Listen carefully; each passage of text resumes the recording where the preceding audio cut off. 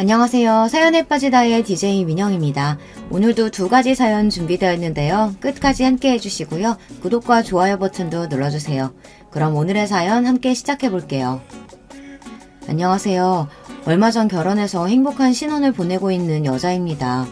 저와 남편은 정말 이렇게 잘 맞는 사람이 있을 수 있나 싶을 정도로 대화도 잘 통하고 성향도 잘 맞는 천생연분이에요. 이런 남편과 결혼하기까지 참 많은 일들이 있었네요. 주변의 반대는 물론이고 생각지도 못했던 사건들까지. 항상 재미있게 채널을 시청하고 있기에 제 이야기도 공유하고 싶어 사연을 보내봅니다. 저는 홀어머니 밑에서 자랐습니다. 어머니 외에는 그 어떤 친인척도 없이 자랐어요. 친아버지, 친할머니, 친할아버지는 물론이고 외할아버지, 외할머니조차 얼굴을 뵌 적이 없습니다. 어머니께 형제 자매 또한 없었고 심지어 가까이 지내는 지인이나 친구도 없었어요. 말 그대로 완전히 어머니와 저 둘뿐이었습니다. 덕분에 저는 평범한 어린 시절과는 조금 거리가 있는 학창시절을 보냈어요. 사실 이 사연을 쓰면서 제 학창시절에 대해 어떻게 이야기를 써내려가야 할지 걱정이 많았습니다. 유치원을 다니던 때까지만 해도 제게는 별 문제가 없었어요. 유치원에는 맞벌이 가정인 친구들이 많았고 저뿐만 아니라 많은 아이들이 정규 수업 시간이 끝난 후에도 유치원에서 시간을 보내다 퇴근 후 느지막이 본인들을 찾으러 온 부모님 손에 이끌려 집에 돌아가고는 했습니다. 저희 어머니께서는 항상 일을 하시느라 바빴어요. 어머니께서는 미용 일을 하셨습니다. 자세히는 알 수 없었지만 항상 커다란 메이크업 박스 같은 것을 들고 이리저리 출장을 다니셨어요. 어느 날은 새벽에 나가기도 하셨고 어느 날은 늦은 오후까지 잠을 주무시다 밤늦게 일을 나가기도 하셨습니다. 그렇지 않아도 혼자서 생계를 책임져야 하니 일거리를 자주 받아오셨는데 출근과 퇴근 시간이 일정치 않으니 주말에도 집을 비우는 일이 많으셨어요. 어느 날은 밤 10시까지 저를 찾으러 오지 않으셔서 유치원 선생님이 저를 집 앞까지 데려다 주신 적도 있었어요. 집 앞까지 데려오기는 했는데 애는 열쇠가 없다 그러지 이웃집들도 다들 나 몰라라 벨을 눌러도 나오질 않지. 어머니는 전화기에 불이 나게 전화를 해도 연락이 안 되지. 저를 데리고 본인 집으로 가야 하나 고민하던 와중에 제 가방 주머니 속에 있던 열쇠를 발견해 겨우겨우 저를 집에 들여다 놓고 돌아가셨습니다. 어머니께서는 새벽이 다 된 시간에서야 돌아오셨고 집에 돌아와서는 저를 안고 엉엉 우셨습니다. 그날 어머니께서 무슨 일을 겪으셨는지 알 수는 없었지만 몹시 힘든 하루였던 것만은 분명했어요. 그날 이후로 선생님께서는 어머니께 사정이 어려우신 건 이해하겠지만 다시 한 번만 이런 일이 벌어지면 더 이상 유치원에서 저를 돌봐주기 어려울 거라고 말했습니다. 그날도 저를 가장 늦게 데리러 오신 어머니께서는 연신 고개를 숙이시며 정말 죄송하다며 사과를 하셨어요. 솔직히 말하자면 어린 시절에 저는 어머니께서 저를 별로 사랑하지 않으신다고 생각했습니다. 어머니께서는 언제나 저보다는 일이 먼저였고 제게 별 관심이 없어 보이셨어요. 어른이 된 지금에 와서야 여자 혼자의 몸으로 이리저리 부딪히며 아이를 키워내기가 녹록지 않았겠구나 어느 정도 이해가 되지만 그래도 어린 제게 어머니께서 상당히 무심하셨다는 점은 변하지 않습니다. 유치원을 졸업하고 저는 학교에 입학하게 되었습니다. 유치원 때까지만 해도 아이들이 뭘 모르니 한부모 가정이라는 이유로 저를 멀리한다든가 못되게 군다든가 하는 일들은 없었는데 학교에 입학하고 나니 몇몇 못된 아이들이 어떻게 알았는지 제게 아빠 없는 애라는 호칭을 붙였습니다. 야, 우리 엄마가 그러는데 너 아빠 없다며? 엄마가 아빠 없는 애랑은 말도 섞지 말랬어. 아빠가 없다니, 그럼 쟤는 어떻게 태어난 거야? 밖에서 주워온 애 아니야? 처음에는 한두 명이서 놀리던 것이 시간이 지날수록 반 아이들 모두가 저를 놀리며 따돌리게 되었어요. 저와 친하게 지내던 친구들까지 분위기에 휩쓸려 저를 괴롭히기 시작했어요. 제 물건을 몰래 훔쳐가 숨겨놓는다든가 제 책상 위에 아빠 없는 애, 부모한테 버림받은 애라며 못된 말들을 잔뜩 낙서해 놓는다던가 짝을 지어 하는 활동에서 저만 쏙 빼고 자기들끼리 짝을 맺는다든가 그런 일들이 있었습니다. 그런 일들을 겪으며 어린 저는 자연스레 성격이 소심해질 수밖에 없었어요. 그렇지 않아도 그리 활발한 성격이 아니었는데 주변에 온통 저를 적대적으로 여기는 사람들밖에 없었으니 당연한 일이었죠. 괴롭힘이 날이 갈수록 심해지자 어린 저는 견디지 못하고 담임 선생님을 찾아갔습니다. 당시 선생님께서는 젊은 여자 선생님이었는데 부임한 지 얼마 되지 않아 열정이 가득한 사람이었던 걸로 기억해요. 그런 선생님께 반 아이들이 아빠 없는 애라고 언어폭력을 일삼았던 사실과 제 물건들을 몰래 가져가서 버려놓는다던가 제게 종이 뭉치 등 쓰레기를 던지는 등의 행동들을 한다. 저는 아무 잘못도 하지 않았는데 이런 괴롭힘을 당하니 너무 힘들다. 그간의 일들을 모두 털어놓자 선생님께서는 떨떠름한 반응을 보이셨습니다. 그래? 우리 반에서 그런 괴롭힘이 벌어지고 있는 줄은 몰랐네. 일단 알았으니까 반으로 돌아가렴. 저는 그때까지만 해도 순진하게 선생님이 모든 일들을 다 해결해 주실 거라고 굳게 믿고 있었어요. 앞으로 반 아이들과 다시 친해지고 행복한 학교 생활을 보낼 수 있을 것이라고요. 그러나 그것은 모두 제 착각이었습니다. 얼마 뒤 교실로 돌아오신 선생님께서는 반 아이들과 제가 모두 함께 있는 자리에서 방금 제가 말씀드렸던 이야기를 꺼내셨어요. 자, 혹시 우리 반에서 다른 친구를 괴롭히는 친구들이 있나요? 쌤이 이리 나와봐. 너를 괴롭힌 친구들을 모두 칠판 앞으로 불러줄 수 있겠니? 전혀 예상하지도 못했던 일에 가슴이 쿵쿵 뛰다 못해 터지는 것 같았습니다. 반 아이들 모두의 시선이 저에게 향했고 그 시선은 하나같이 짜증과 경멸이 섞인 시선이었어요. 제가 선뜻 앞으로 나서지 못하고 자리에 앉아있자 선생님께서는 연신 재촉을 하시며 저를 잡아 이끌어 칠판 앞에 세워놓으셨어요. 저를 괴롭히던 아이들은 어디 한번 불러내보라는 듯 당당한 눈빛으로 저를 바라보고 있었습니다. 지금 다시 떠올려도 숨도 제대로 쉬어지지 않을 만큼 끔찍한 기억이에요. 저는 결국 그동안 저를 괴롭혔던 그 어떤 아이도 불러낼 수 없었고 한참을 칠판 앞에 혼자 서 있다가 교실을 박차고 뛰어나가 버렸습니다. 그 뒤 담임 선생님께서는 저를 따로 불러 선생님에게 거짓말을 한 것이냐, 왜 선생님이 너를 도와주려고 했는데 그런 불손한 태도를 보였냐, 반 아이들에게 물어보니 그런 괴롭힘을 한 적이 없다는데 어떻게 된 거냐, 이렇게 꼬치꼬치 따지듯 캐물으셨고 저는 너무나 억울한 마음이었지만 선생님께 또다시 말씀을 드렸다 아까와 같은 상황이 벌어질까 그냥 입을 다물어 버렸습니다. 그 뒤로 선생님께 괴롭힘 사실을 말씀드리기 전보다 더 힘든 학교 생활이 이어졌어요. 기껏해야 10살배기였던 아이들이 어떻게 그렇게까지 악랄한 행동을 할 수가 있었는지. 여자아이들은 못생긴 제 얼굴을 예쁘게 꾸며주겠다며 제 얼굴에 색연필과 사인펜 등으로 틈만 나면 낙서를 했고 남자아이들은 체육시간마다 공을 제게 걷어차고는 했습니다. 괴롭힘의 수위는 날이 갈수록 높아졌고 매일매일 눈물로 얼룩진 학교 생활을 보냈어요. 그 모든 괴롭힘들의 이유가 단순히 제가 한부모 가정 아이라는 사실 하나 때문이었죠. 그저 짓궂은 아이 몇몇의 놀림으로 시작되었던 괴롭힘이 주변 어른들의 방치 아래에 그런 집단 따돌림까지 발전했던 거예요. 그 와중에도 저희 어머니께서는 항상 바쁜 나날을 보내셨습니다. 어머니께서는 학부모 참관일이나 운동회, 발표회, 그 어떤 날에도 학교를 찾지 않으셨습니다. 어릴 적부터 늘상 있었던 일이었기에 그닥 섭섭하지는 않았지만 저 또한 어머니에 대한 애정과 사랑이 거의 바닥이 나 있는 상태였어요. 어머니가 아니라 한 집에 살고 있는 법적인 보호자 정도로만 느껴졌어요. 제가 이러다 학교에서 친구들에게 맞아서 어디가 크게 잘못된다고 해도 어머니께서는 아무 관심이 없지 않을까 하는 생각까지 했으니까요. 솔직히 말하자면 그 당시에 제게 조금만 관심을 기울여줄 어른이 있었다면 제가 그렇게 지옥 같은 학창생활을 보내지는 않았을 거예요. 누가 봐도 저는 괴롭힘 당하는 아이였으니까요. 제 물건들은 언제나 새 것에서 헌 것으로 바뀌었고 제 몸에는 생채기가 가득했으며 저는 언제나 우울한 얼굴을 하고 있었어요. 등하교도 항상 혼자, 소풍이며 학교 행사는 전혀 기대하는 눈치가 아니었고 그 나이 또래 아이답지 않게 말도 없고 몹시 조용했어요. 당시 어머니께서 제게 학교 생활이 어떻냐 조금이라도 관심을 기울여줬다면, 힘든 일은 없냐, 든든한 어른의 모습을 제게 보여줬다면 어땠을까, 이런 원망 섞인 상상을 지금도 자주 하곤 합니다. 중학교에 입학한 후로는 더더욱 암담한 생활이 제 앞에 펼쳐졌거든요. 솔직히 그 당시의 이야기를 이 글에 적는 것이 참 많이 망설여집니다.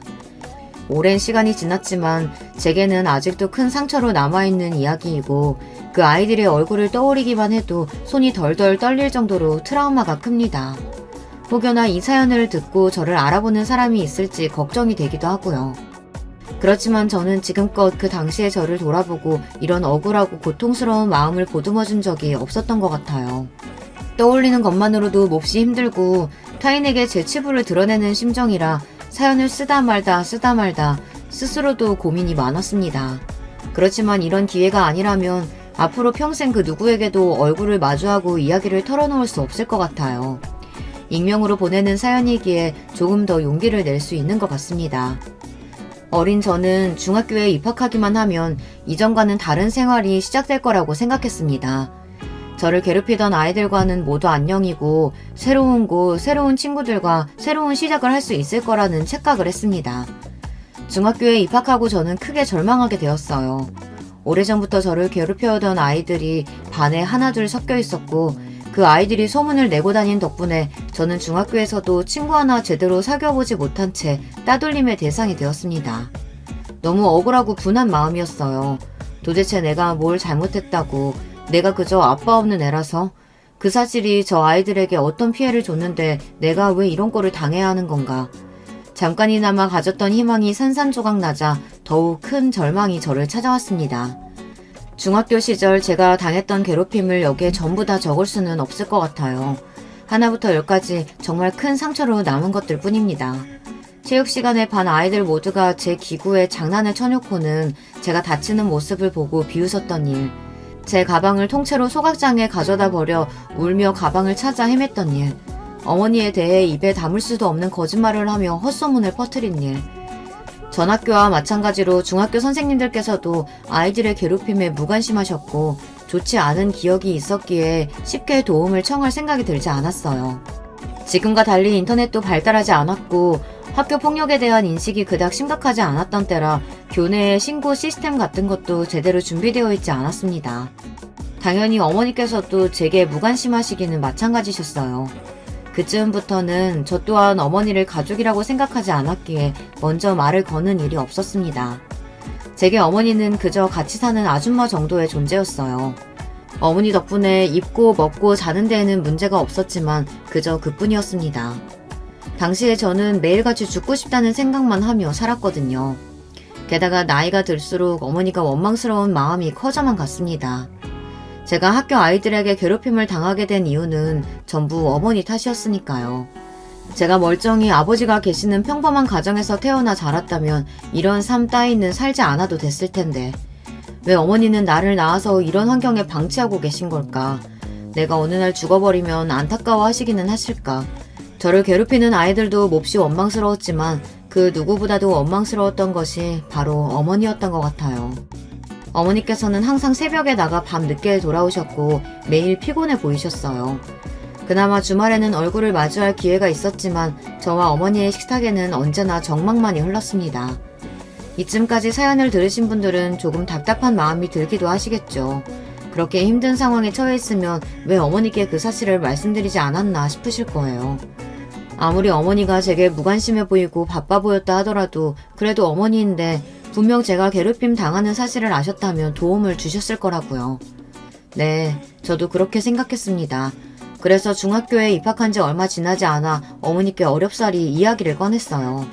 학교 아이들이 나를 괴롭힌다. 내 물건을 빼앗아가기도 하고 날 때리기도 하고 모두가 보는 앞에서 내게 굴욕을 주기도 하고 인격 모독적인 언행을 한다. 더 이상 버티기가 어렵고 학교 그만두고 싶다. 그렇게 눈물을 터뜨리며 간신히 쏟아낸 제 말에 돌아온 어머니의 대답은 단 한마디였습니다. 안 돼. 아무리 힘들어도 학교는 졸업해야지. 네가 뭘 잘못한 거 아냐? 애들이 이유도 없이 널 괴롭힐 리가 없잖아. 애들하고 잘 지내보려고 노력은 해봤어? 선생님한테 말씀은 드렸고? 그렇게 냉정한 말투로 저를 제대로 쳐다보시지도 않으시며 말씀하시던 어머니의 모습이 아직도 생생히 기억나요. 저는 그 말에 한마디 대답도 제대로 하지 못하고 그대로 몸을 일으켜 방 안으로 들어가 버렸습니다. 그래도 이 세상에서 유일하게 내 편이라고 생각했던 사람에게 배신당한 기분이었어요. 그동안 애써 어머니께서 바쁘셔서 그런 거겠지. 정말 나를 사랑하지 않는 건 아니겠지. 내가 이런 상황에 처해 있다는 걸 알면 누구보다도 화를 내시고 나를 위해 뭔가를 해주시겠지. 그렇게 막연하게 믿었던 마지막 희망의 끈이 단칼에 잘리는 기분이었습니다. 그렇게 밤새 방 안에서 숨죽여 울었어요. 그날 이후로 어머니께 제 학교 생활에 관련된 이야기는 물론 먼저 말을 꺼내지 않게 되었습니다. 어머니 또한 제게 다시 그 이야기에 대해 대묻지 않으셨어요. 이제 와서 돌이켜보면 어머니께서도 그 당시 타인을 돌봐주실 만한 상황이 아니었던 것 같아요. 어머니께서도 정신적으로 많이 지치시고 아픈 시기였거든요. 그렇지만 다시 생각해도 그런 모든 것들은 면죄부가 될 수 없다고 생각합니다. 어찌되었든 한 아이의 부모라면 제대로 해내야 할 역할이 있는 것이니까요.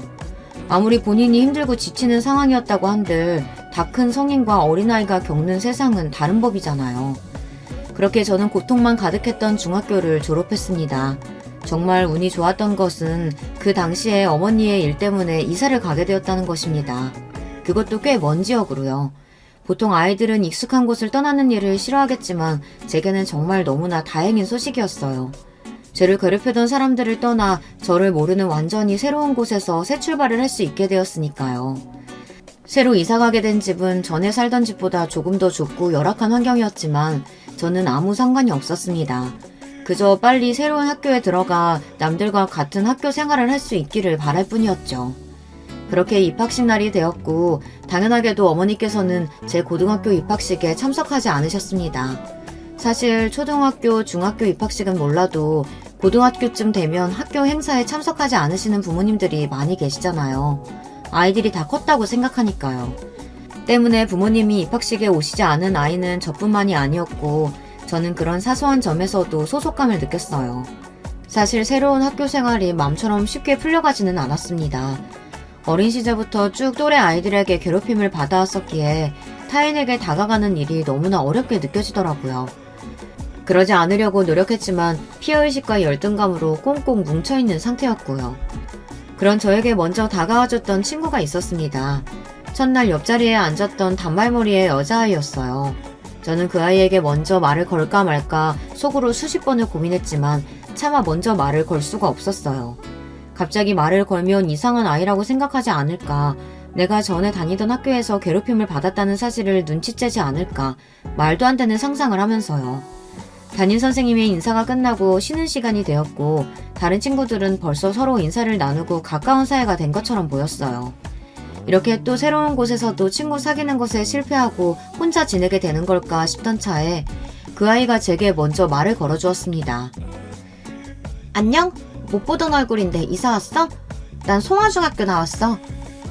지극히 평범한 대화였지만 저는 그런 대화를 타인과 나눠보는 게 참 오랜만이었어요. 순간 당황스러운 마음에 어버버거리며 대답을 제대로 하지 못했고 친구는 그런 제 모습이 우스웠는지 까르르 웃음을 터뜨리더라고요. 그 모습에 긴장이 풀려 자연스레 제 소개를 할 수 있었어요. 저는 그날 이후 그 친구와 붙어 다니기 시작했습니다. 상상 속에서만 가질 수 있었던 단짝 친구가 생긴 거예요. 게다가 다른 반 친구들도 저를 아무런 편견 없이 대해주었고요. 그렇게 행복한 고등학교 생활을 보내게 되었고 어머니께서도 일터를 옮기신 후 생활이 조금 더 안정적이 되셨는지 조금씩 출퇴근 시간이 일정해졌어요. 전보다 훨씬 여유가 생기신 모습이었습니다.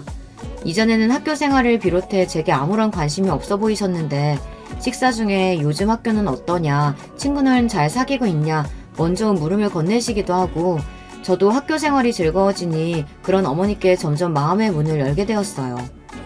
그렇게 점점 대화가 늘어나게 되었고 어머니와 저는 몹시 살가운 사이는 아니더라도 어느 정도 일상적인 이야기는 주고받는 사이가 되었습니다. 그러던 어느 날 어머니께서 저를 앉혀놓으시고 지난 세월 동안 살아오신 이야기를 해주셨어요. 그리고 아주 충격적인 말씀을 하셨어요.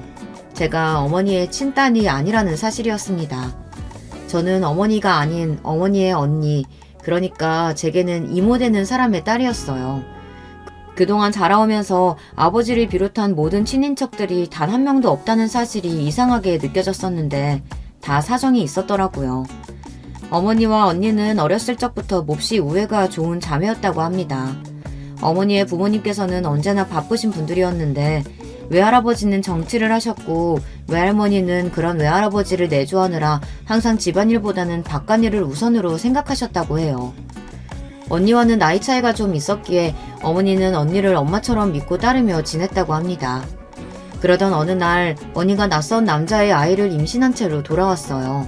외할아버지께서는 몹시 노하셔서 도대체 정신머리가 있는 거냐 없는 거냐, 결혼도 안 한 처녀가 애를 배웠다는 게 말이 되냐, 더 말할 것도 없다. 당장 애 지워라 호통을 치셨고 항상 부모님 말씀이면 네네 하며 따랐던 언니가 그날은 처음으로 아버지께 대들며 애 지울 생각 없다. 무조건 낳을 거다. 언성을 높였다고 합니다.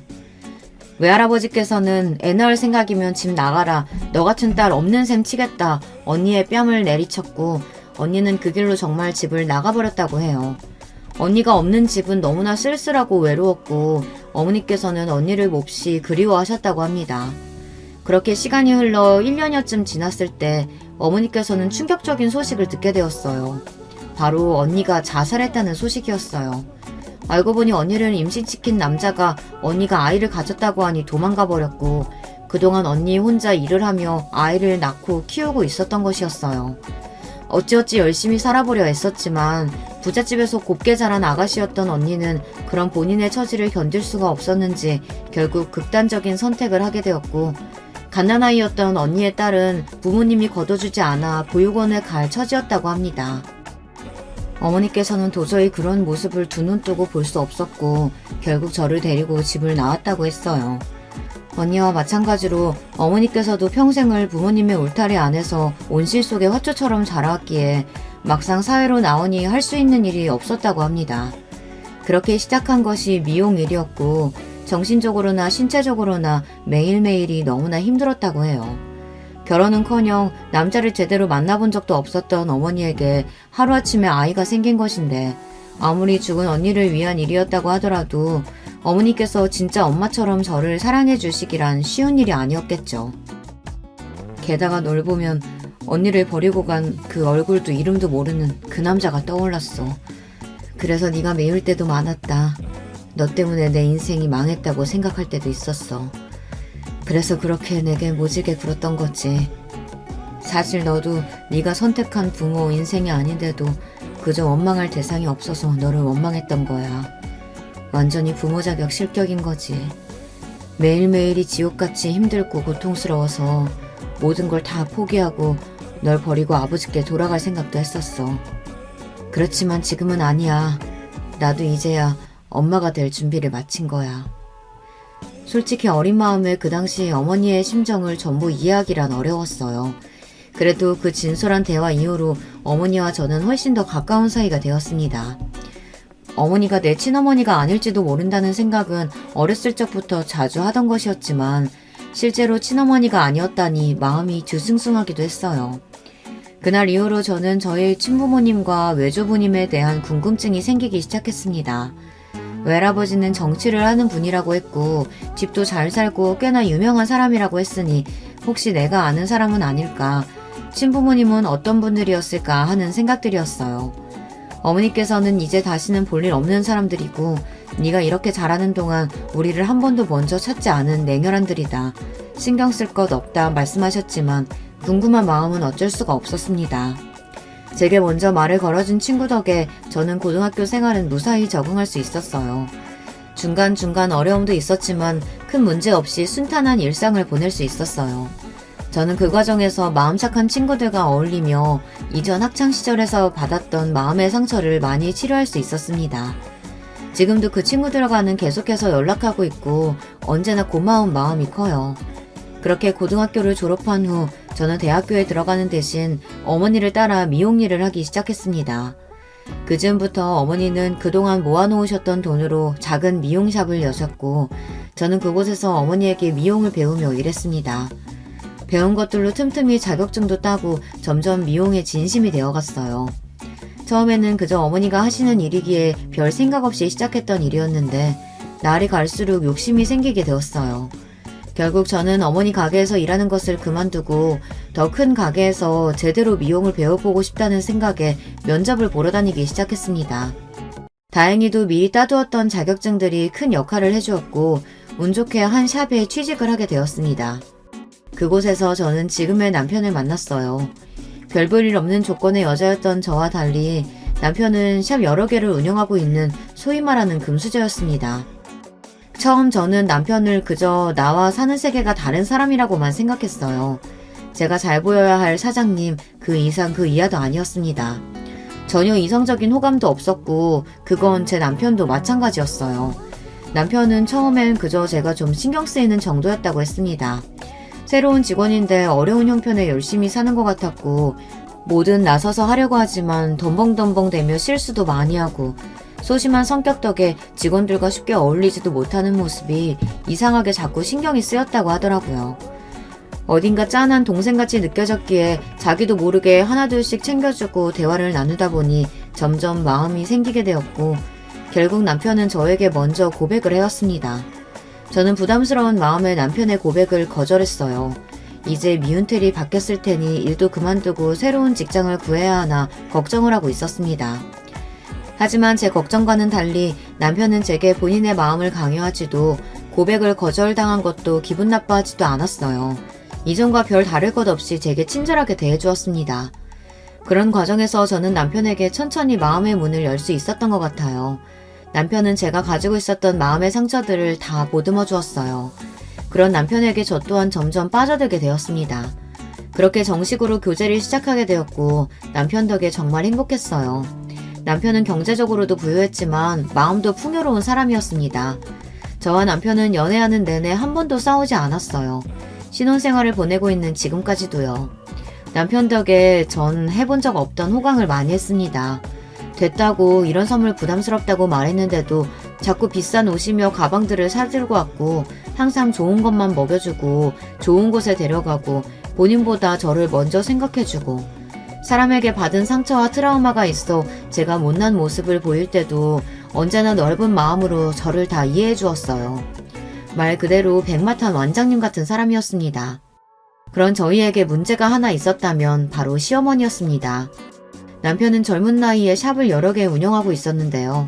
분명 능력 있는 사람이긴 했지만 처음부터 끝까지 남편 손으로 일궈낸 사업은 아니었어요.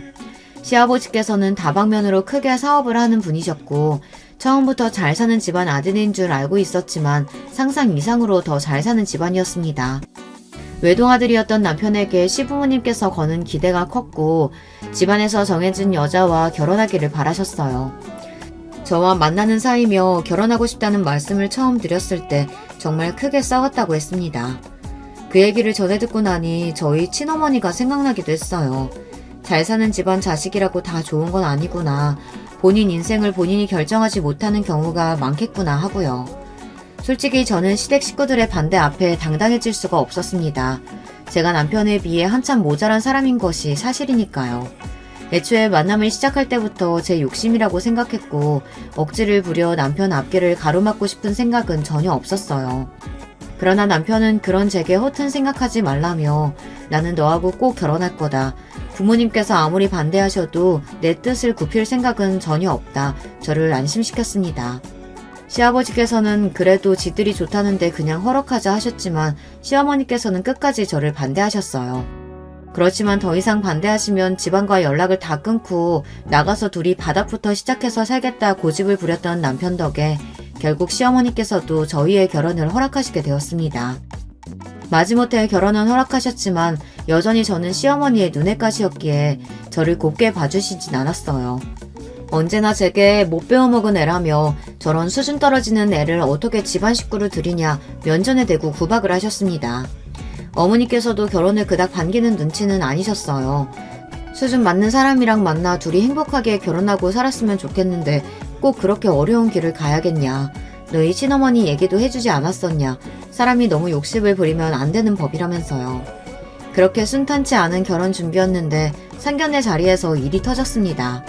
시어머니께서 어머니를 너무 무시하는 바람에 어머니가 결국 참지 못하고 언성을 높이신 거예요. 당신네들만 이 결혼 반대하는 줄 알아? 나도 당신들같이 돈만 많고 사람 무시하는 집안이랑은 상정도 하기 싫어. 돈이면 단 줄 알아? 나도 돈 있을 만큼 있어 봤어. 세상엔 돈보다 중요한 게 있는 거야. 뭐야? 못 배워먹은 집안 아니랄까봐 어디서 반말이 찍찍하면서 사람한테 삿대질을 하는 거야? 사람이 없으면 고개를 좀 숙일 줄도 알아야지. 가진 건 쥐뿔도 없는 주제에 자존심만 세가지고는. 두 사람들 지금 상견례 자리에서 뭐 하시는 겁니까? 애들 보기 부끄럽지도 않아요? 결국 상견례 자리는 엉망이 되었고 시어머니께서 저런 집안과는 절대 결혼 못한다며 파혼을 선언하셔서 파토가 날 뻔했어요. 그렇지만 언제나 과묵하시던 시아버지께서 나서서 이제 좀 그만하라며 아들이 좋다고 하고 사돈 말대로 돈이 다가 아니지 않느냐. 저렇게 심지 곱고 올곧은 사람이면 애도 잘 키웠을 거다. 더 이상 왈가왈부 토달지 말고 결혼시키라 못을 박으셨어요. 결국 저희는 그날 날짜를 잡게 되었습니다. 그렇게 말도 많고 탈도 많았지만 앞으로 일이 순탄하게 풀려갈 일만 남았다고 생각했어요. 그렇지만 결혼을 한 달가량 남겼던 어느 날 저희 어머니께서 갑작스레 제 곁을 떠나시게 되었습니다. 사이는 위암이었고 알고 보니 어머니께서는 오래전부터 투병을 해오셨지만 그 긴 시간 동안 제게 아무런 티를 내지 않으셨던 것입니다. 어떻게 그 긴 시간을 힘든다는 말씀 한마디 하지 않고 혼자서 버텨오셨던 건지. 암을 발견했을 때 이미 말기였기에 굳이 수술을 한다거나 더 이상의 연명치료를 하지 않고 고통을 줄여주는 진통제만으로 버티며 담담히 죽음을 받아들이셨다고 했어요. 그렇게 저는 하루아침에 천의 고아가 되었습니다. 어머니께 저는 처음부터 끝까지 마음의 짐만 되는 존재였다는 생각을 지울 수가 없었어요.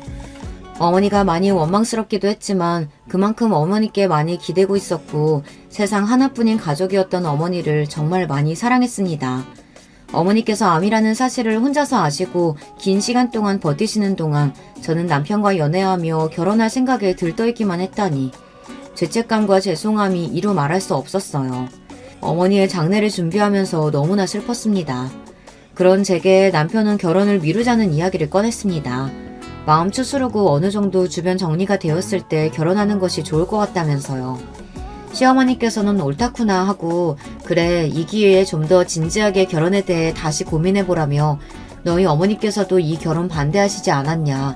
하늘에서 얼마나 슬퍼하시겠냐. 말도 안 되는 소리를 짓거려댔습니다. 평생 주변의 모든 사람들과 인연을 끊고 저만을 위해 살아오셨던 분이니 장례식장에는 어머니가 운영하셨던 가게와 관련된 사람들만이 몇몇의 화환을 보내주었어요. 다른 식장에 비해 썰렁한 분위기였습니다. 시어머니께서는 식장에 들어서면서부터 저 들으라는 듯이 세상에 이렇게 화환 없는 장례식장은 또 처음 본다면서 돈이 중요한 게 아니다 큰 소리로 따박따박 따지더니 돈 말고 주변에 사람도 없었던 모양이라고 개털 집안이 따로 없네 말씀하셨습니다. 순간 너무나 화가 났고 아무리 저를 싫어하신다고 하더라도 남의 장례식장에 오셔서까지 저런 말을 하실 수 있나 싶어 저도 모르게 언성을 높였습니다. 시어머니께서는 그런 제게 역시 개 잡종 집안 출신이었다면서 CM이 될 사람이라고 생각하면 이렇게 건방지게 굴 수가 없다며 못 배워먹은 년 며느리로 들일 생각 추워도 없다. 이 결혼 무효다. 파혼이다. 소리를 지르셨습니다. 그쯤 되니 저도 더 이상 참을 수 없었기에 이런 취급을 받을 바에 저도 결혼 안 하겠다고 소리를 지르려던 찰나 조용하던 식장 입구에 갑자기 인기척이 느껴지더니 정장을 입은 남자들이 우르르 몰려 들어오기 시작했습니다. 갑자기 일어난 일에 저와 시어머니, 남편 모두 어안이 벙벙한 채로 그 광경을 지켜보고 있었어요. 정장을 입은 남자들 사이로 딱 봐도 귀티가 철철 흐르는 할아버지 한 분이 제게 다가오시더라고요. 그러더니 제 손을 꼭 잡고 제 이름을 말씀하시며 그동안 고생 많았다 말씀하시는데 본능적으로 알 수 있었습니다. 이분이 제 외할아버지시구나 하고요. 어머니께서 돌아가셨다는 소식을 듣고 급하게 오느라 화환이고 뭐고 아무것도 준비를 못했다며 혼자서 장례 치르느라 얼마나 힘들었냐. 본인이 제 할아비라 말씀하시는데 옆에서 그 얘기를 듣고 계시던 시어머니 얼굴이 새파랗게 질려있더라고요. 분명 가족이라고는 엄마밖에 없다고 하지 않았냐. 할아버지라니 그게 무슨 말이냐 따지듯 제게 물어오시는데 외할아버지께서 그동안 인연이 닿질 않아 서로 모르고 지내고 있었다. 이제라도 손녀를 찾았으니 그동안 못해줬던 거 다 해주려고 한다 답하셨어요. 시어머니께서는 믿기시지 않는다는 표정으로 저와 할아버지를 번갈아 쳐다보시다가 급하게 장례식장을 빠져나가셨습니다. 남편 또한 너무나 놀랐지만 일단 나중에 다시 이야기하자며 시어머니를 따라 식장을 빠져나갔고 저와 할아버지는 자리에 앉아 그간의 이야기를 나누었어요. 외할아버지께서는 어머니가 돌아가시기 얼마 전 본인을 찾아왔다 말씀하셨어요. 그동안 왜 나와 언니 아이를 찾지 않았냐 물어오는 어머니께 뭐라 대답할 말이 없다고 하시더라고요. 어머니가 저를 데리고 집을 나간 후 외할아버지께서는 괘씸한 마음이 크셨다고 합니다. 딸이라고 둘 있는 거 정성 들여 키워놨더니 부모 마음도 모르고 차례대로 집을 나가기나 하고 먼저 다시 돌아와 제발 받아달라 사정하지 않으면 절대 받아줄 생각이 없었다고 해요. 본인의 처지를 비관해 극단적인 선택을 했던 제 친어머니처럼 어머니 또한 얼마 버티지 못하고 다시 꼬리를 내리고 집으로 돌아올 거라고 생각하셨다고 합니다. 그러나 1년, 2년 시간이 지나고 10년이라는 긴 세월이 지날 동안 어머니께서는 돌아오기는커녕 연락 한 통이 없었고 그쯤 되니 놓여왔던 마음은 많이 잊혀지고 어머니와 제가 걱정이 되셨다고 하더라고요. 그치만 그놈의 자존심이 뭐라고 먼저 연락할 생각은 들지 않았다. 그저 어디서 어떻게 살고 있는지 조사해보니 생전 몸쓰는 일이라고는 해본 적도 없던 애가 미용실에서 일을 하고 있다고 하더구나.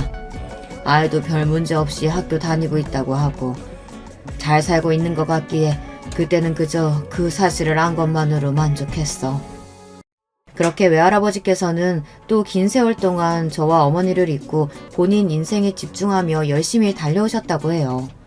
그렇게 본인이 목표하던 자리에 도달하고 인생을 되돌아보게 되었을 때 그제서야 딸들에게 너무나 매정했던 본인의 행동이 몹시 후회가 되셨다고 합니다. 그때 마침 어머니께서 외할아버지를 찾아오셨고 어머니께서는 본인이 위암 말기라며 곧 죽는다는 소식을 외할아버지께 전하셨어요. 어머니께서는 나 곧 죽는다. 언니 딸은 곧 결혼한다. 내가 죽고 나면 그 애 혼자 세상에 남겨질 것 같아 걱정되는 마음에 아버지 찾아온 거다. 난 솔직히 아직도 부모님이 많이 밉다. 그래도 언니 딸이 무슨 죄가 있냐. 아버지 하나뿐인 손녀니 나 죽고 나서 부디 잘 챙겨주시길 바란다. 그렇게 어렸던 애가 결혼한다고 잔뜩 들떠있는데 내가 보기엔 아직도 철부지나 다름없다. 아버지께서 나한테 조금이라도 미안한 마음이 있다면 나 죽고 나서 모르는 척 하지 말아달라는 말을 남기고 덤덤히 돌아가셨다고 합니다. 그렇게 얼마 지나지 않아 어머니께서는 정말 돌아가셨고 뒤늦게 그 소식을 접하신 외할아버지께서는 사람들을 이끌고 장례식장을 찾아오셨던 것이었습니다. 저는 정치에 관심이 없어 잘 몰랐지만 외할아버지께서는 제 생각보다 훨씬 더 유명하신 분이었어요. 사연에 실명을 언급할 수는 없지만 아마 여러분께서도 수도권에 살고 계시다면 한 번쯤 들어보셨을 만한 분이실 겁니다. 어머니께서 잘 사는 집에서 태어나 자랐다고 하셨을 때 잘 살아봤자 아마 시댁이랑 비슷한 수준이겠거니 막연히 생각만 했었는데 알고 보니 비교도 되지 않는 다이어수저 집안 출신이었어요. 그런 부귀영화를 뒤로하고 죽은 언니를 위해 맨몸으로 애 하나 데리고 나와 평생을 고생만 하다 쓸쓸하게 돌아가셨다니. 어머니가 원망스럽기도 하고 한때는 남보다 못한 사이라고 생각했지만 모든 사실을 다 알게 된 지금은 너무나 감사하고 죄송한 마음이 큽니다. 저를 위해 어떤 희생을 하셨는지, 어떤 조건들과 행복한 인생을 뒤로하고 저를 선택하셨던 것인지 이제는 다 알고 있으니까요. 그렇게 장례식이 마무리되고 외할아버지께서는 괜찮다고 손사래를 치는 제게 결혼 축하 선물이라며 최고급 아파트와 함께 제가 운영할 수 있는 미용샵을 오픈해 주셨어요. 사실 저만의 가게를 가지는 것은 오래전부터 꿈같은 일이었는데요. 지금도 현실이 믿기지가 않아요. 어머니를 잃은 슬픔이 채 가시기도 전에 새로운 가족이 생겨 얼떨떨한 기분입니다. 장례식장에서까지 개 잡종 집안인의 모내에 큰 소리를 떵떵 치시며 파혼을 외치시던 시어머니께서는 지금은 완전히 다른 사람이라도 되는 듯 제 앞에서 설설 기고 계세요. 정확히는 모르지만 알고 보니 외할아버지께서 시아버지 사업에 도움을 많이 주신 분이었다고 하더라고요. 솔직히 아직도 실감이 나질 않아요. 드라마에서나 보던 일이 제게 실제로 일어나다니. 학창시절 친구들에게 아빠 없는 애라고 괴롭힘받으며 지냈던 때만 해도 제가 세상에서 제일 불행한 사람이라고 생각했거든요. 멋있고 부자인 아버지께서 어느 날 왕자처럼 제 앞에 나타나 저를 구해주는 상상을 매일 밤 하며 잠들었어요. 그런 상상을 하면서도 절대로 일어날 일이 없다는 것을 스스로 알고 있었기에 참 비참했었는데 철없는 어린애가 하던 상상 속에서나 일어나는 일이 정말 현실에서 벌어지다니요. 남편은 정말 잘 됐다며 이제라도 가족을 찾아서 다행이다 진심으로 저를 축하해 주었어요.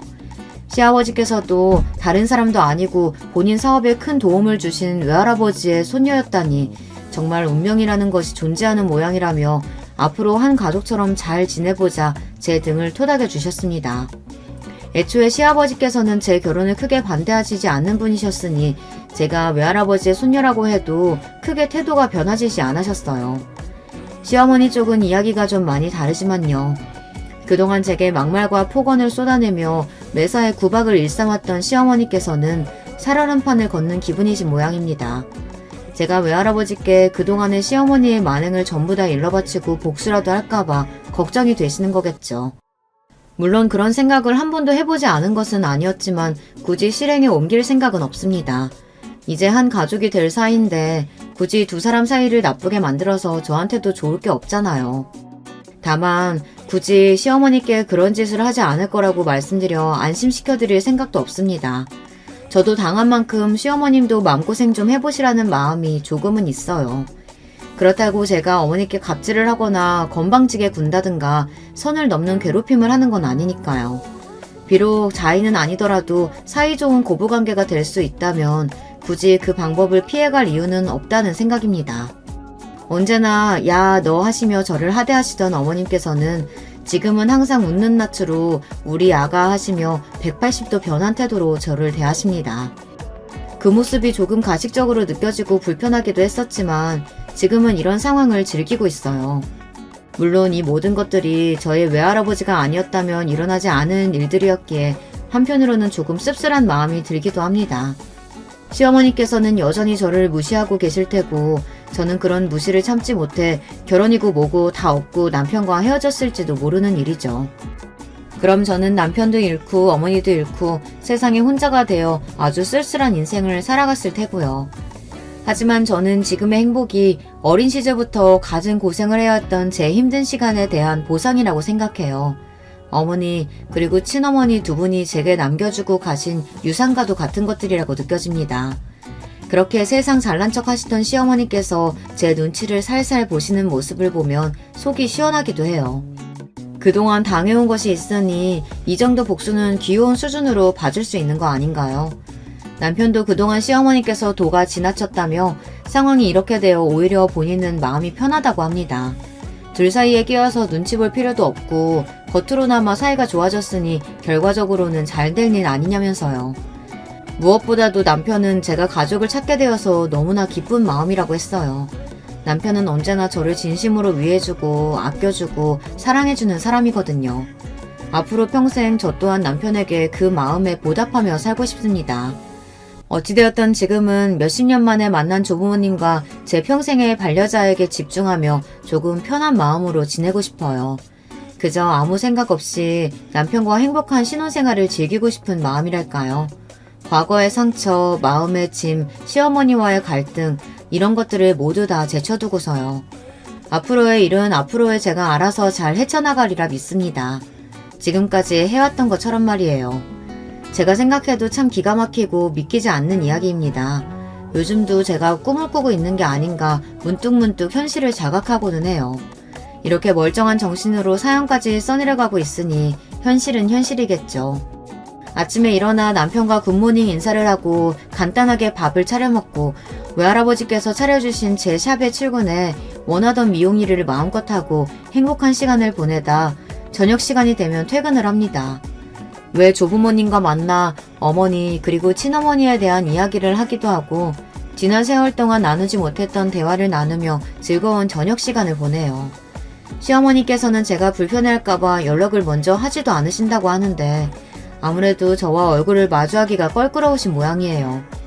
제 쪽에서야 저랑 남편에게 참견도 하지 않으시고 매사에 우리 아가 하시며 듣기 좋은 말씀만 해주시니 불편할 것은 없는 일입니다. 남편 또한 이런 상황에 만족하고 있는 것처럼 보이고요. 마음 같아서는 시어머니께 당한 구박과 무시를 되갚아드리고 싶기는 했지만 굳이 똑같은 사람이 되고 싶지는 않습니다. 앞으로 평생을 얼굴을 마주보고 살아야 할 사람인데 긁어부스럼 만드는 기분이기도 하고요. 게다가 본인이 그렇게 무시하던 사람 눈치를 보며 지내고 계시는데 그렇게 자존심 세고 본인 집안에 대한 자부심이 하늘을 찌르던 분께서 그 사실만으로도 얼마나 속이 불편하시겠어요. 그렇게 생각하면 이미 충분한 복수를 하고 있는 것 같기도 합니다.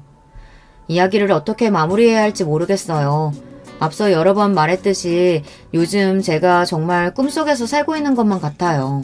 물론 돌아가신 어머니와 친어머니를 생각하면 마음이 무거워지기는 하지만 하늘에 계신 두 분께서도 제가 두 분에 대한 죄책감으로 슬픈 인생을 살기를 원하시지는 않을 거라고 생각합니다. 저를 위해 인생을 바치신 두 분과 지금 제 곁에 있는 가족들을 위해서라도 고통으로 가득 찬 과거를 돌아보며 후회 많은 인생을 살기보다는 마음의 상처를 보듬고 앞으로 나아가는 인생을 살고 싶어요. 남들은 멋있게 글을 마무리하던데 저는 마지막 부분에서 한참을 써내려가지 못하고 망설이고만 있네요. 거창한 인생의 가치관이나 교훈 같은 걸 남기기에는 제 스스로 아직 부족한 사람이라고 느껴져서요. 저도 아직 인생을 다 살아본 것은 아니기에 어떻게 살아라, 어떻게 해라 이런 이야기는 쉽게 남기기가 어렵네요. 다만 확실한 것은 과거에 갇혀있지 않고 언제나 앞을 바라보며 사는 사람이 되고 싶다는 제 다짐입니다. 여기까지 제 이야기 들어주신 모든 분들께 감사드려요. 언제나 행복하고 평안한 일상만이 가득하시길 바라겠습니다. 여러분, 두 번째 사연 시작하기 전에 좋아요, 구독 꼭 눌러주실 거죠? 그럼 두 번째 사연 바로 시작합니다. 안녕하세요. 저는 요새 머릿속이 하도 복잡하고 가슴은 꽉 막힌 듯 답답한 상태를 안고서 지내고 있는 사연에 빠지다 여성 애독자입니다. 저라는 사람의 배경을 먼저 설명해보자면 어렸을 적에 아버지를 잃고 홀어머니 아래에서 자랐습니다. 편부모 가정이었죠. 형제는 오빠가 한 명이 있고요. 아버지는 허망하게도 새벽 어두운 시각에 뺑소니 사고를 당하셔서 집에서 불과 100m도 떨어지지 않은 곳에서 돌아가셨습니다. 그때 제가 초등학교 1학년 입학한 지 얼마 안 되었을 때였네요. 친정 엄마는 어린 자식들을 홀로 키우실 생각에 무척 막막해 하셨어요. 친가는 원체 가난한 편이었고 외가도 썩 사정이 좋지 못했는데 각자 가정들을 건사하며 살아가기 바쁘다 보니 저희에게 도움을 줄 만한 집은 없었던 것 같아요. 그때 딱 한 집이 저희에게 손을 내밀었으니 바로 친정엄마의 친언니 되시는 제 큰 이모셨습니다. 경자야, 내가 인맥이 좀 있어서 부동산 개발 쪽으로 정보 가지고 있는 거 너도 내가 일전에 말 흘린 적이 있어서 알고 있지? 언니. 지나가듯 언뜻 들은 말이었지만 기억은 하고 있어.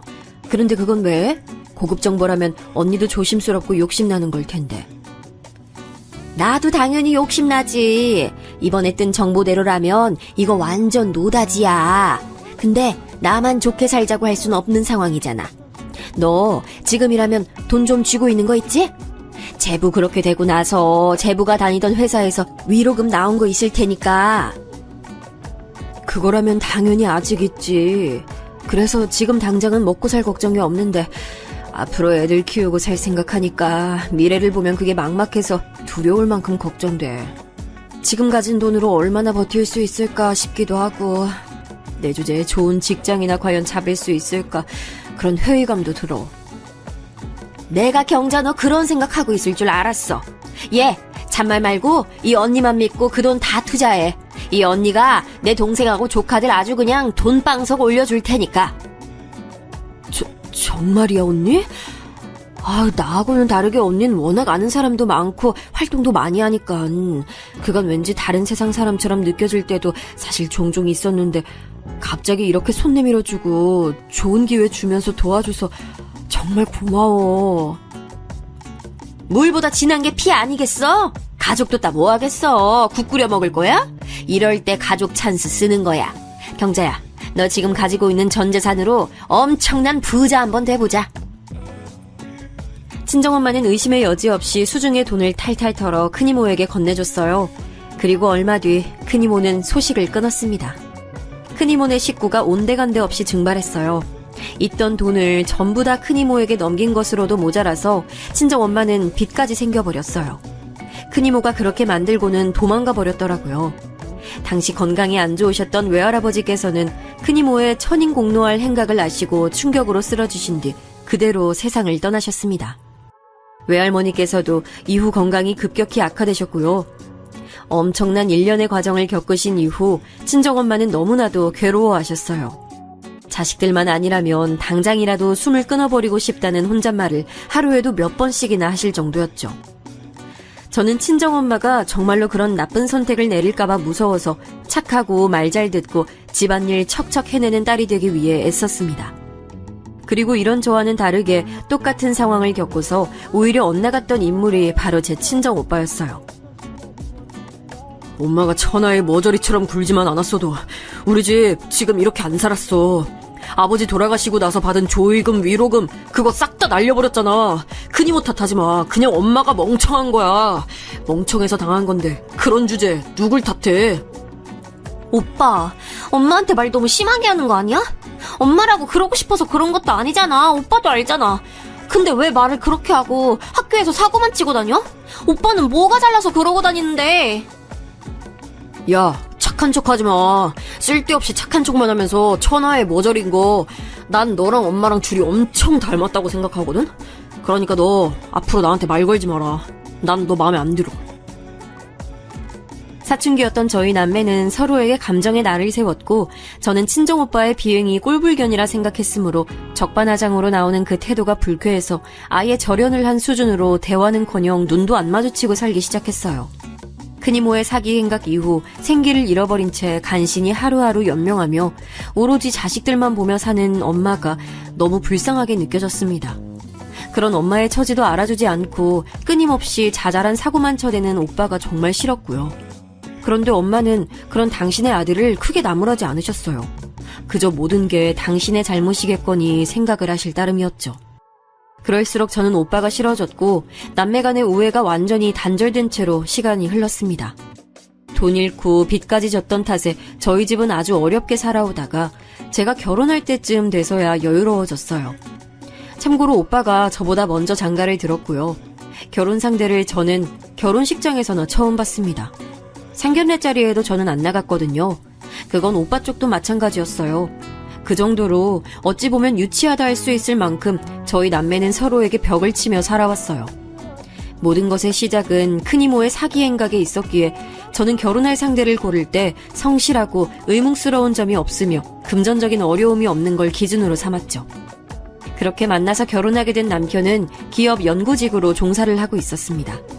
감투에 비해 연봉이 아주 높진 않았지만 적어도 고용 불안에 시달릴 일은 없는 직무였고 해외 지사 연구소로 출장을 자주 나가기도 했습니다. 남편에겐 남동생이 한 명 있어요. 시동생은 훨씬 더 작은 중소기업에서 개발 쪽 일을 하고 있었고요. 남편이 직업적으로 훨씬 잘났지만 시동생은 결혼을 잘했어요. 제 동서되는 사람의 직업이 무려 의사였습니다. 동서가 시동생보다 연상이었고 저보다 나이도 많았어요. 하지만 제가 손윗사람이기 때문에 서로에게 존칭을 하는 것으로 처음에 정리를 했죠. 그럼 호칭은 그냥 동서라고 불러도 괜찮은 거 맞죠? 앞으로 잘 부탁해요, 동서.